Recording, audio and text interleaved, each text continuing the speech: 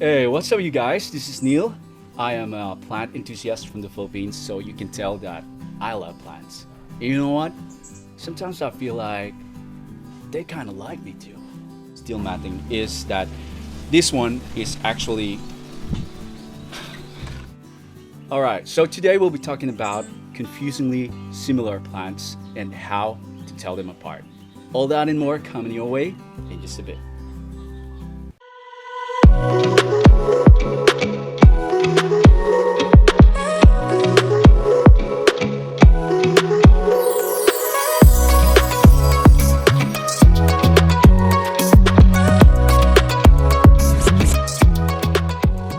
Proper identification of plants is really important, guys.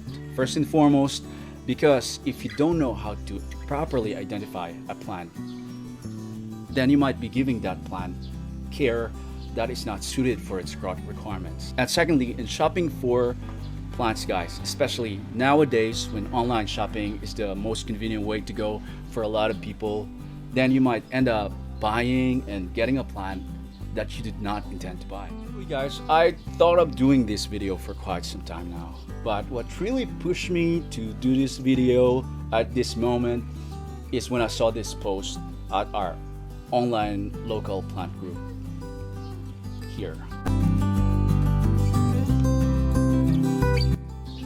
That is exactly my reaction, guys. You guys, that is not a melanochrysum. That is in fact not even a philodendron. That is a variety of caladium, but it was being sold online as melanochrysum. And another funny thing, this is actually not the first time I saw something like that posted in our online plant group for selling plants. There was one time, but I just missed having a screenshot of that. It's a philodendron micans being sold as also melanochrysum. And that is so funny, guys. So funny. Anyway, that's why we should really educate ourselves when it comes to plant identification so that we are not going to waste our time in buying the wrong plant. Okay, and buying and caring for the wrong plant, especially if we have a very specific plant in mind that we want to take care of. By the way, if it's your first time in this channel, I would like to welcome you and thank you for dropping by. This is Neil, your Pinoy Plantito, and this channel is all about tropical gardens, plant traveling, garden designs, landscaping, plant tips and techniques, and just basically anything about plants. So feel free to hit the subscribe and notification button so you can be updated with all the latest updates here in this channel. And of course, you may also like and share some of the videos that you like here. All right, back to these confusingly similar looking plants. Here's what we will do, guys. We are going to categorize the plants that we will compare and contrast today into three categories. First is the easy one. These are the plants that kind of look similar with each other, but have really apparent traits or characteristics that can be easily seen and observed. All right, so all you need to do is just take a closer look for you to distinguish them.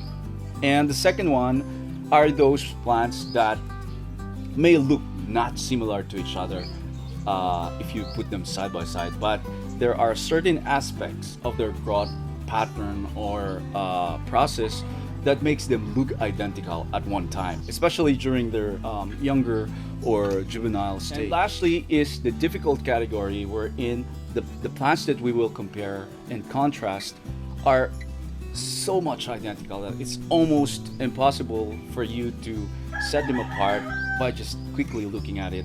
And the only way to do it is to have a closer scrutiny on the non-apparent or not so obvious plant traits or characteristics in order for you to set them apart from each other.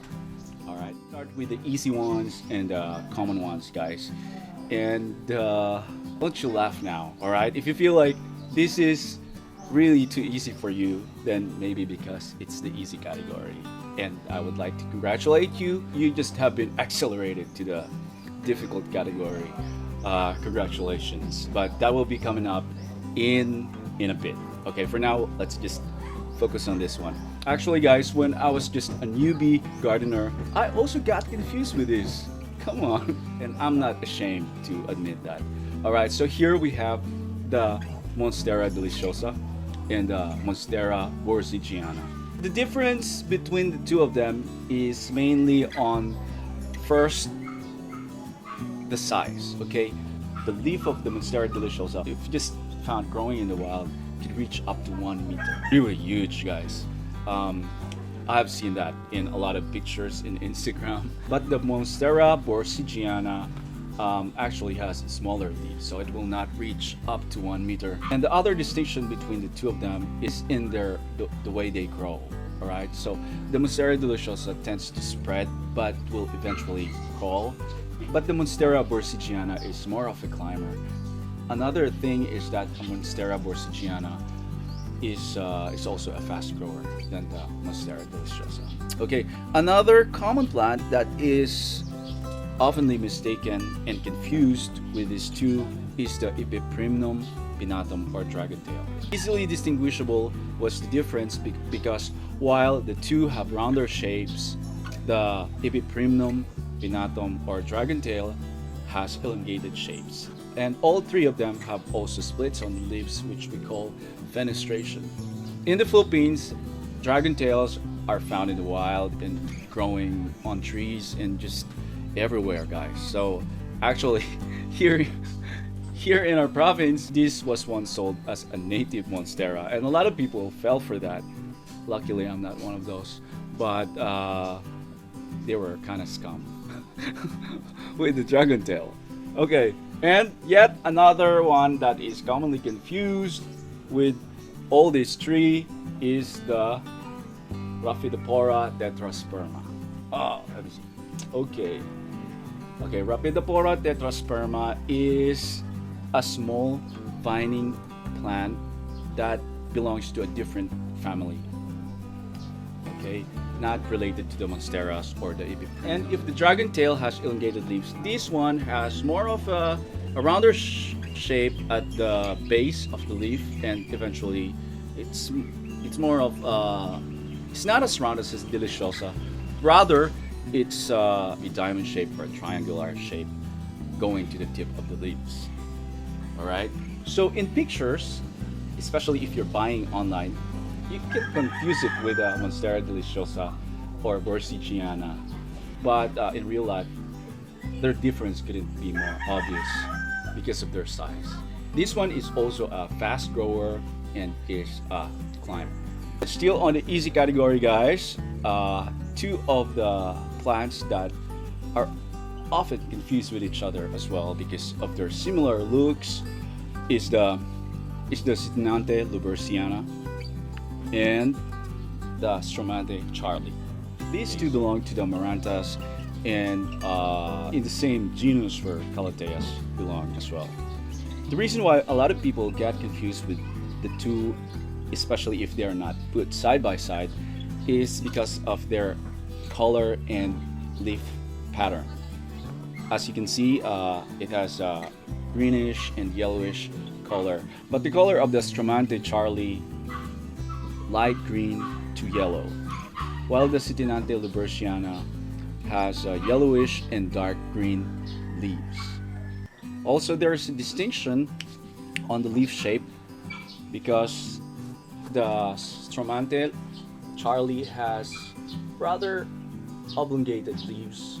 It has only this needle-like point at the tip of the leaf, while the Syngonium luberciana has regular leaf shape, pointed leaf shape. So it's really easy to distinguish the two plants, guys, especially if you put them side by side.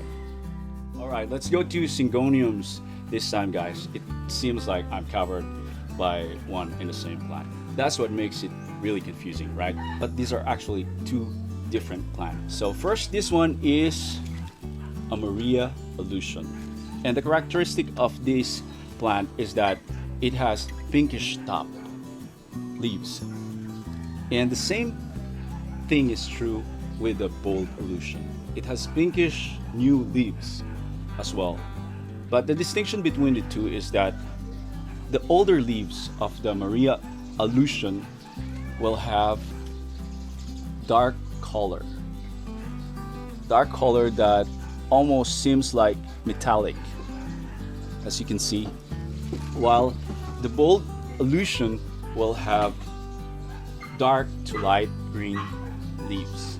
Another two of the confusingly similar plants, guys, which are oftentimes sold interchangeably, is this Dieffenbachia reflector and this Homalomena walichi or walisi. So when it comes to price range, they're about in the same price range, guys, and both are amazingly beautiful plants. So I don't really mind getting one instead of the other, but I actually love to have both of these plants added to my collection. But the distinction would really play a big role when it comes to plant care. This is what I'm talking about earlier.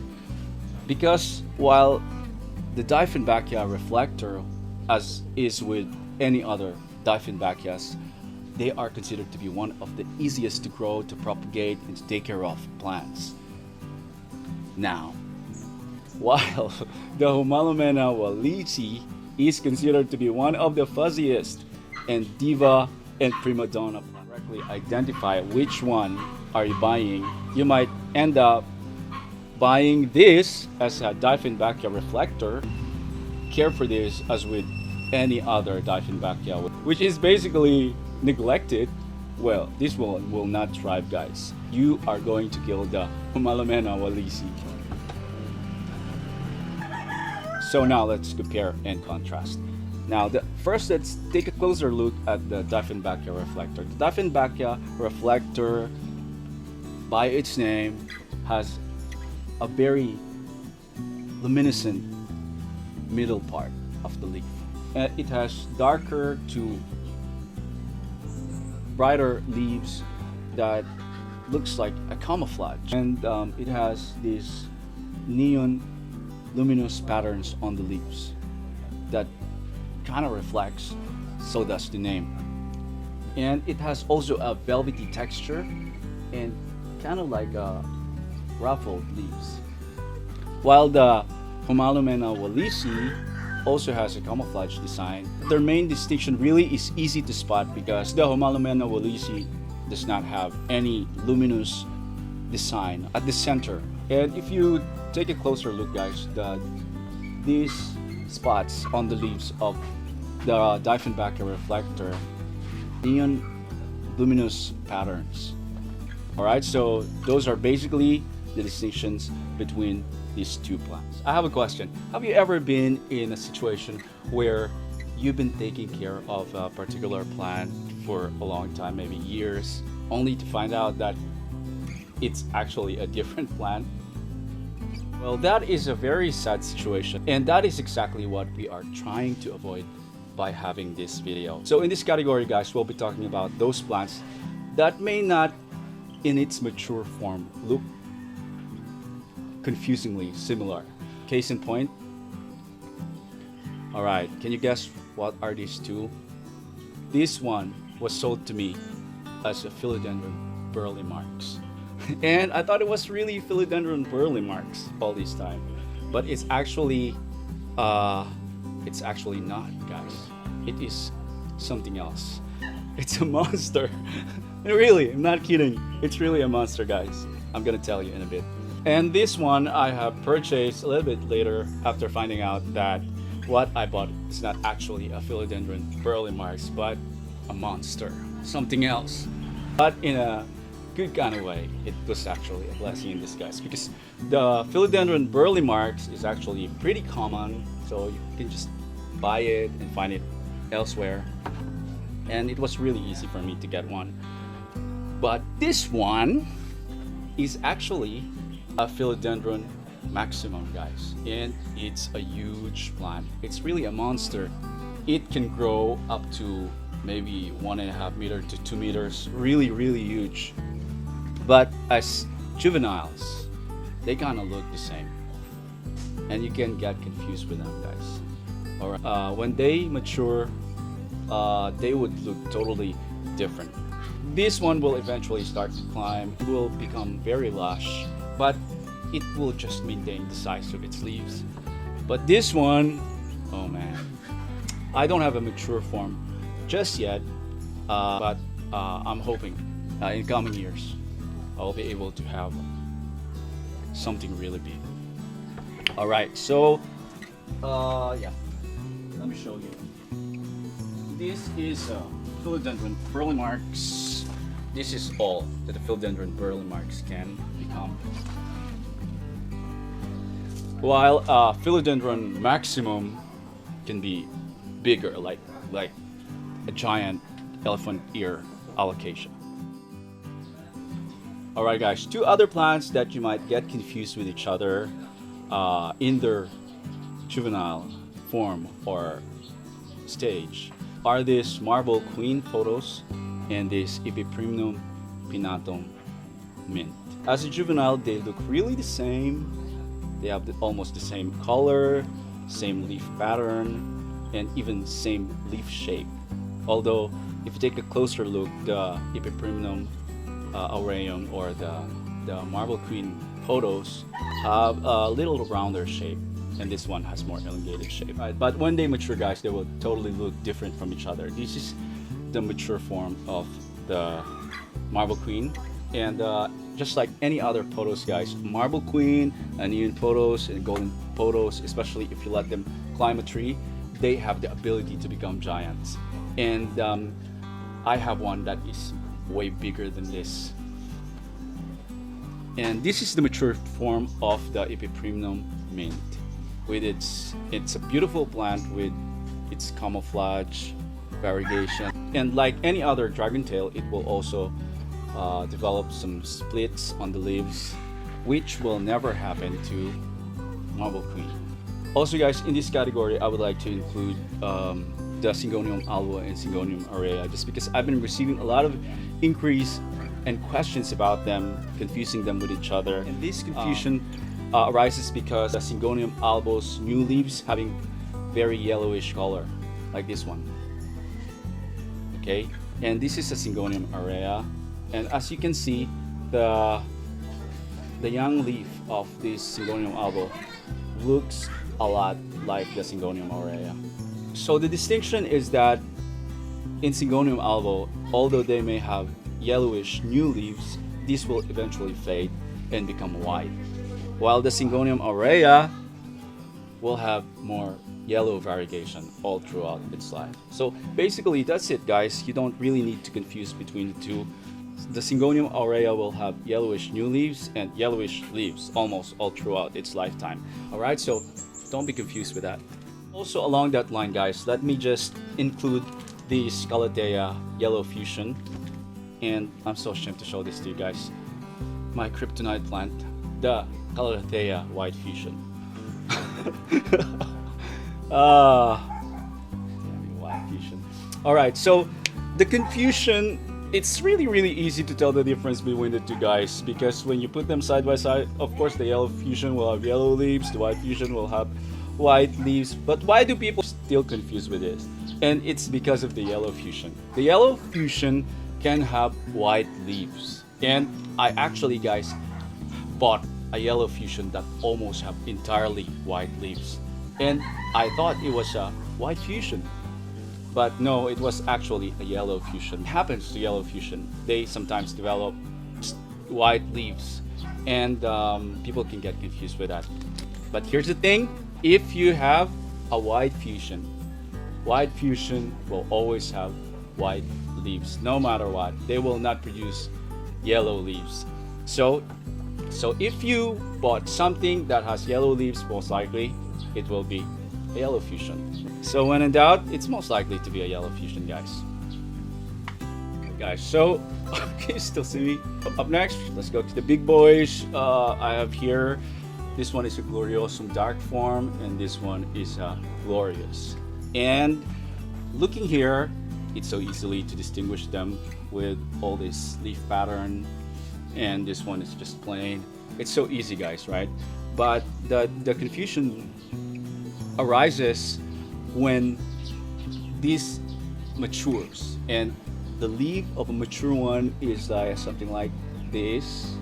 So it has very much the same texture, the same appearance as the glorious. Now it would be really hard to distinguish the two, right? But the distinction actually is on the shape of the leaf.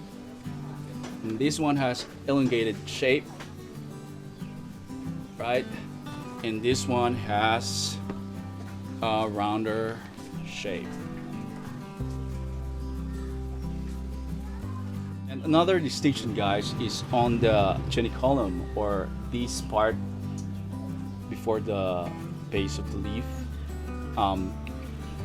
For the glorious, this one is flat, but for the gloriosum, it's more round, guys. So now let's go to the difficult level. Congratulations for making it this far, guys. This is really not that difficult. I mean, I think that there are so many similar looking plants that can be hardly identified or set apart from each other. But since I don't have those plants and I can show them to you, and I haven't taken care of those plants, so I don't think that I have the credibility to talk about them. So this is the only. So this is so far the only plants I am comfortable to talk about. Okay, so this one, can you distinguish these two guys? Okay, so these two anthurium confusingly similar, very confusingly similar, because they have the same leaf shape, leaf pattern, leaf texture.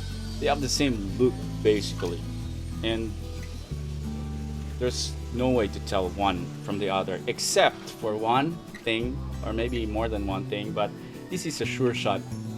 But by just looking at this, you can readily tell. And it is the easiest distinguishing factor to tell the difference between the two of them, and it's the petiole. Okay, this one is Anthurium magnificum, and it is characterized by a flat petiole. This one, the crystallinum, has a rounder petiole. You just check it, guys. If the petiole is round, it's crystallinum. If the petiole is somewhat crooked or flat, then it's a magnificum. Simple things to look at, but if you don't, then you might be buying the other one instead of one. But hey, who cares? They look pretty the same. I don't care. Alright guys, we're down to the last group of plants that we will be comparing and contrasting so that we can identify their traits, because these plants are confusingly identical, similar looking plants. And for you Pothos lovers out there, here it is, the amazing Pothos. And there are different kinds of Pothos, of course, but the most similarly confusing Pothos are Mandula, Enjoy, Glacier, Pearls, and Pearls and Jade. And there is a reason why they are similarly confusing, guys. And the reason for that is because they are actually cultivars, and they came from one mother. And this beautiful plant right here is their mom. This is a marble queen. Just to provide you with a quick history, guys, the Pearls and Jade was taken from a cutting of a marble queen, which was exposed to gamma ray from cobalt 60 source, and boom, you got the Pearls and Jade, which is the Hulk of all the Pothos. And also a cutting from the Pearls and Jade was taken and was turned into the Green Genie. Okay, that's amazing, right? So the Green Genie is another cultivar that is just pure green with mostly with yellow variegation in the center. That's almost invisible. Okay, check it out. It's a really nice plant, guys. And a patent was applied for and was granted for the Pearls and Jade. That's why the Costa Farms, fearing for payments for the patent, they developed the Glacier, which is similar to the Pearls and Jade. And another one was developed on the other side of the world, a little bit earlier, and it was the Pothos enjoy, which was developed in India. And then, of course, we have the Manjula. I don't know what happened to the Manjula. I don't know what's the history of the Manjula. I'll take a look at it. Recently, there was a craze in the Philippines. Everyone was raving about this plant. So, what we will do is we will scrutinize the details because it's really hard, guys, to identify them and distinguish them from each other without really taking a closer look and scrutinizing every detail, because they look very identical with each other. Okay, cultivar is called Enjoy. The distinctive feature of the Enjoy is having almost pure white leaves, and usually it only has two colors, green and white. Right, so it's pretty easy to identify. It may have some splashes of green on the leaves for some of the leaves, especially the older leaves, but mostly it is just white and green. So that's the easiest way to identify. Let's go to Pearls and Jade. Pearls and Jade is known to have white tip leaves. So as you can see here, the leaves of these Pothos have white on the edges, and distinctive factor of the Pearls in Jade is having a lot of splotches or splashes of green, whether it's inside the green or on the white portion of the leaves, like this, somehow wrinkled like this. Now let's go to Glacier. Glacier has four colors, guys. It has dark green, green, white, and silver. So as you can see here, there's a green, dark green, silver, and white. And the shape of the leaves somehow resembles a Manjula. Here is a Manjula, and the most distinguishable feature of a Manjula as compared to the other Pothos is its round leaves, and most of the white variegation is focused on the center of the leaves. And another thing is that it has wavy leaves like this. All right, those guys are just some of the distinguishable traits and characteristics of the Pothos plant. Although I would say that it really takes a keen eye to properly identify these really minute details. But if you're into collecting Pothos, that would really matter a lot. All right, about it for me today, guys. I hope that you enjoyed this video, and I hope that you learned so much as well. This has been Neil, your Pinoy Plantito, and I hope to see you again next time. Happy gardening and all the best to your plant shopping. Bye, guys.